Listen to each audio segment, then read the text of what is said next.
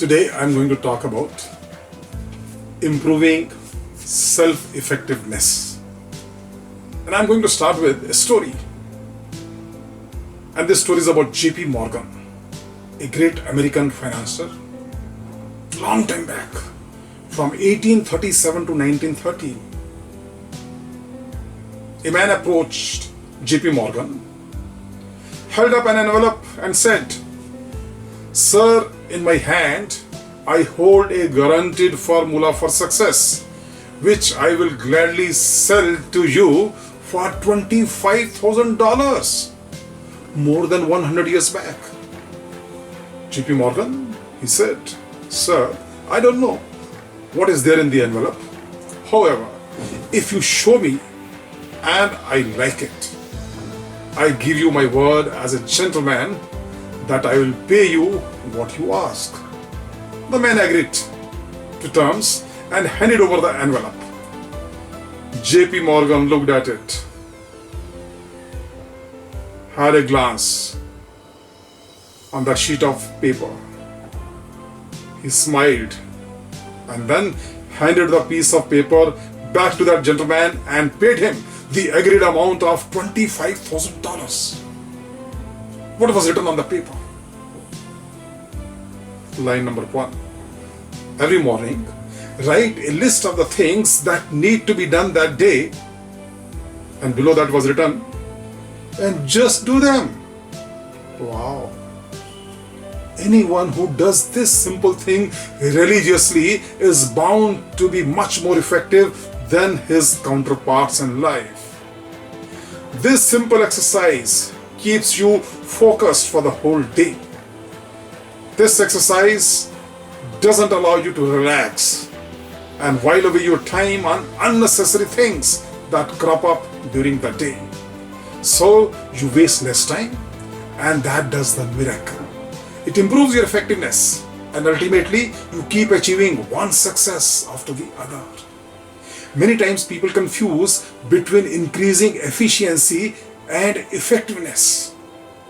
We must try to improve our efficiency as well as the efficiency of our workers in our office and factory. Efficiency can be considered as output divided by input. That means if our output can be increased with the same amount of input by using improved processes, techniques, or technology, we can say that we have improved our efficiency or that of our workforce. While effectiveness is doing the right thing at the right time. This is highly important for us as well as for our supervisors, our managers, and our leaders. As one becomes more and more senior in any organization, importance of effectiveness becomes more crucial in our personal life as well as in professional life. For an organization, productivity can be described as, productivity is equal to, you can call it, efficiency into effectiveness. So both are important for productivity, efficiency as well effectiveness. So in order to improve the productivity of an organization, both are important, efficiency as well as effectiveness. There are people in most of the organization who spend long hours in the office on a regular basis or as a habit. These people bring down the productivity of the organization as they are achieving the same results in 10 hours instead of 8 hours. Wasting time during the daytime and spending extra hours during the evening may create a great impression on some bosses, but then such people are proving to be less efficient. There are always exceptions when some time-bound projects have to be completed and people have to work even up to 18 hours a day. But one can't carry on this for longer durations. The important thing is to ensure that we are not wasting our time on trivial activities. We must be able to differentiate between activity and accomplishment. Being busy whole day in the something or the other, which may not be very important, but what we accomplish at the end of the day is important for the organization. There are times when a large number of seemingly important jobs crop up. One will have to prioritize under such conditions. Here are 5 Ds of time management to facilitate and categorize your activities and save your time, and use them for high priority and urgent activities. Now those 5 are: first is do, first D. That means importance is high and urgency is very high. Second level is delegate and monitor. That means importance is medium level, urgency is high. Importance is also high, urgency medium low, you may call it. Third level is delegate and forget. That means importance is low, urgency could be high, but importance is still medium. Fourth level is delay. Importance is also low, urgency is also not very high, just medium only. So you just delay. And the last one is just dump. That means importance is also low and urgency is also low. Just dump. So 5 Ds are do, top level. Second, delegate and monitor. Third, delegate and forget. Fourth level, delay. Fifth one is just dump those activities. Now, don't try to attempt to do each and everything yourself. That is a sure recipe for disaster. You must learn how to delegate. There will be some activities that will need your monitoring. Even after delegation, however, you should be able to identify some activities that you can delegate and just forget. There will always be some activities that are in front of you with no importance and no urgency at all. It is worth just dumping them. And one thing more, don't procrastinate. Take quick decisions.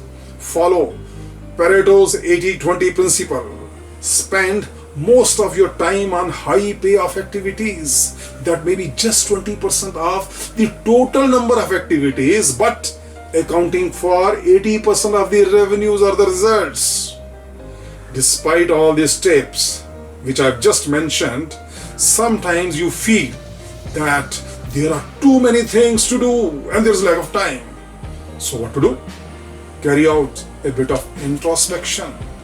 What time you get up? Getting up early will solve many of your problems.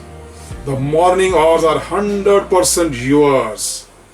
Early morning, there is no pressure from your spouse to watch the TV with her and no phone calls from friends and relatives to disturb you.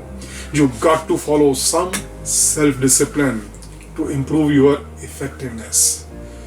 If you are at a senior level in your organization and have been provided with a PA, that means personal assistant, then your PA can be of great help to increase your effectiveness, provided you use your PA as not personal assistant but a professional assistant. Your PA can keep unwanted callers at bay by diverting them to the appropriate person in the organization directly. He or she can minimize interruptions. She or he can arrange interviews, meetings suitably. He can deal with routine correspondence or take your advice where it is required. As a senior person, your PA should handle all your personal routine jobs also. Use technology to simplify your routine operations. They can save a lot of your time. There are a large number of tools that help you in organizing your office systematically.